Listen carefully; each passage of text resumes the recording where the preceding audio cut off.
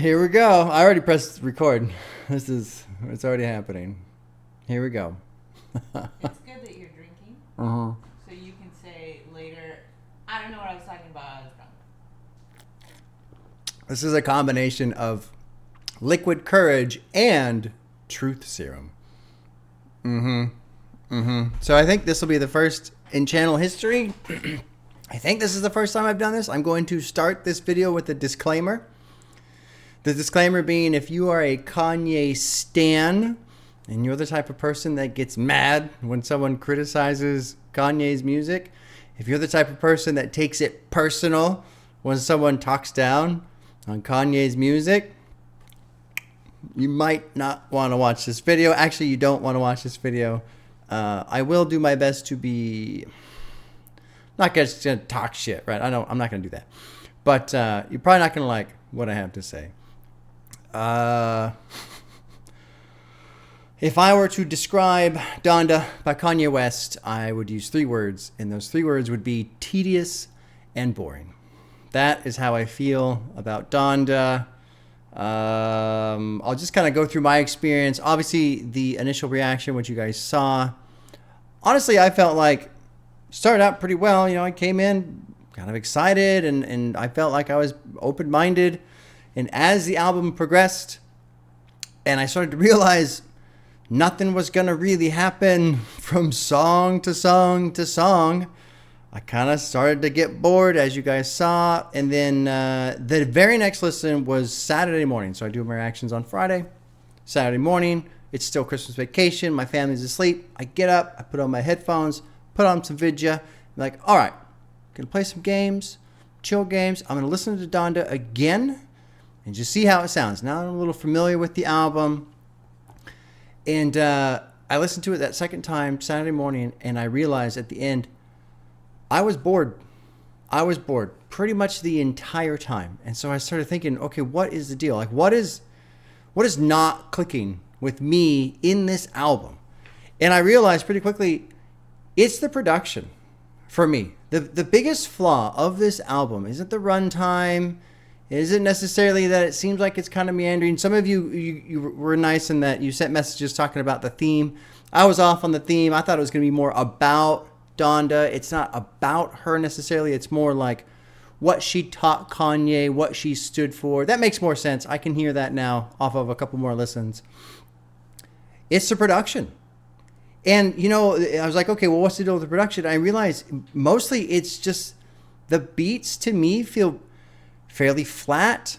They feel pretty stagnant. There's not a lot happening. There's not a lot of variation. You know, the worst offender, honestly, is Jail, which is effectively the first album or the first track off the album, Jail. Listen to Jail.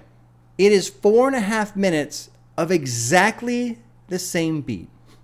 There's no tempo change. There's no cuts. There's no samples. There's no flourishes coming in. There's nothing coming out.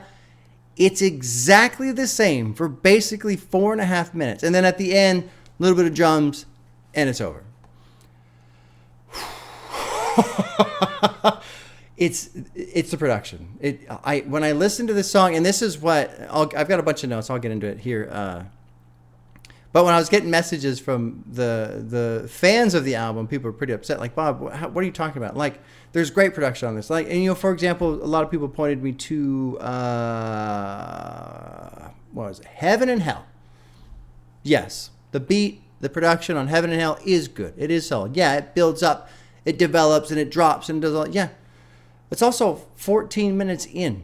It's 2.5 minutes of a 98-minute runtime. Like, it's a blip on the radar for me. And honestly, on Heaven and Hell, while I think the production is better there, Kanye's flow sounds like garbage. So, like, he kind of ruins that. And I noticed that also as I did more listens, the songs that I kind of enjoy or actually grew on me a little bit, and I was starting to settle into, typically Kanye would ruin. Heaven and Hell is a good example of that.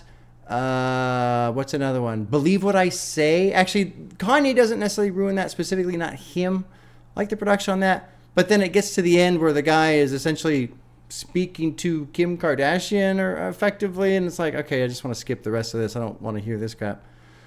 Off the Grid, pretty good song. I don't like the off the do do do do do do do do do. I don't like his flow through the chorus essentially. It's just, oh my God. And really, with the production being what it is, feeling pretty stagnant, pretty flat, honestly low effort.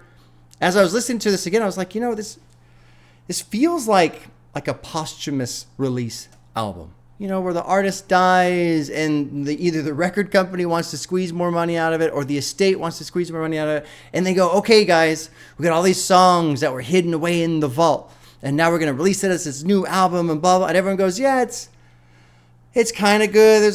That's what this feels like.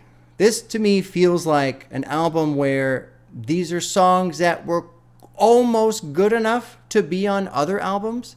Like there's a song, I don't remember which one it is, but it's got a beat, kind of like a heartbeat monitor, kind of like something off of 808s and Heartbreak.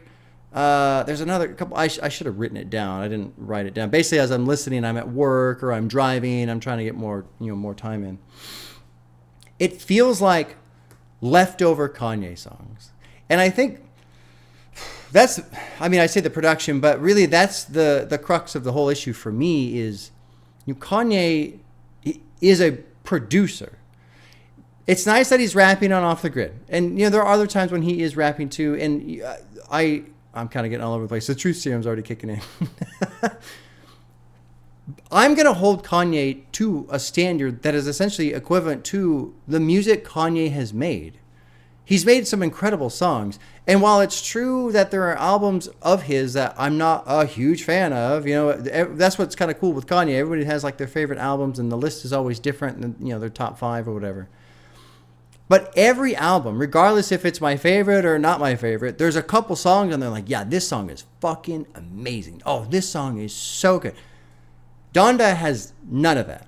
None of that. The closest I have to really enjoying a song is Jesus Lord. I like that one.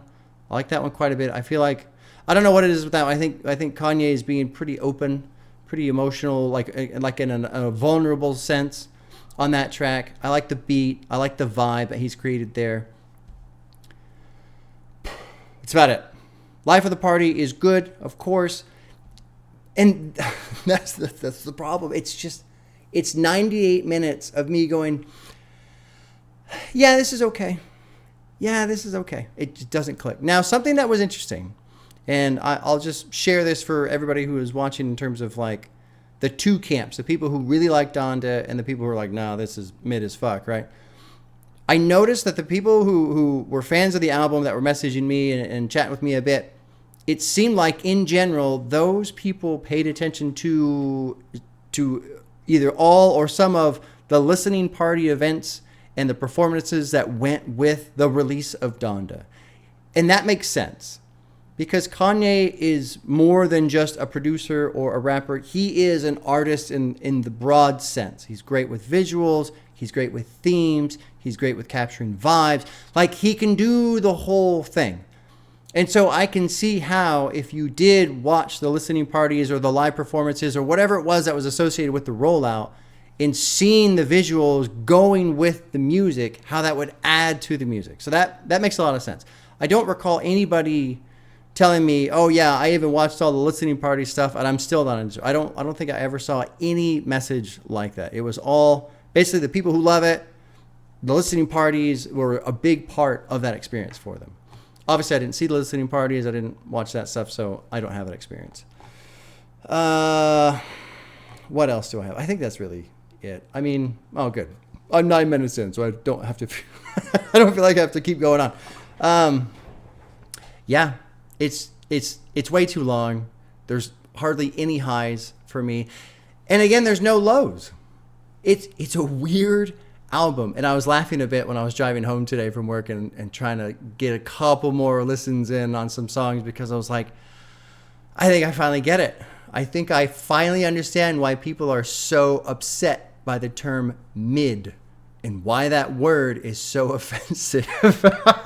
Because that's how I feel about this album. It's just middle of the road, pretty much all the way through. There isn't anything I necessarily hate, but there's pretty much nothing that I love. For an hour and 38 minutes. There you go. Now, with all that being said, I feel like there's no reason for me to sit down and do reactions to Vultures or Vultures 1. Or Vultures 2, I mean. I'm just going to put those to the side, not worry about it. I do know that he's working on an album supposedly by himself. I see some stuff online about this. Bully. Apparently Mike Dean's working on it with him a little bit. I don't know. I've seen the rumors and the stuff online. So I think what I'll do is when he releases Bully, I'll jump on the Bully and see how that goes. And then somebody else told me, okay, Bob, now that you're eventually caught up with Kanye, you should do like your top 20 or top 25 songs. And so I was thinking, yeah, that sounds cool, but what's the format? How should I do that? And I realized, you know what? Instead of like doing, okay, here's this song and why I like it, I decided I'll do a live stream. I got to make my list. I haven't made my top 20 list yet, but I'll do a live stream. I'll make a playlist and we'll just try and make it fun. And I'll just go, okay, here's number 20 and I'll play it and I'll let chat see how fast they can guess the song, and just something fun, and just kind of keep it light, keep it easy, rather than me talking so much, because I do talk a lot. I don't know when that's gonna happen. I gotta make the list, and yeah, okay, well there you go. There's my experience with Donda. Take care, y'all. We'll see you soon.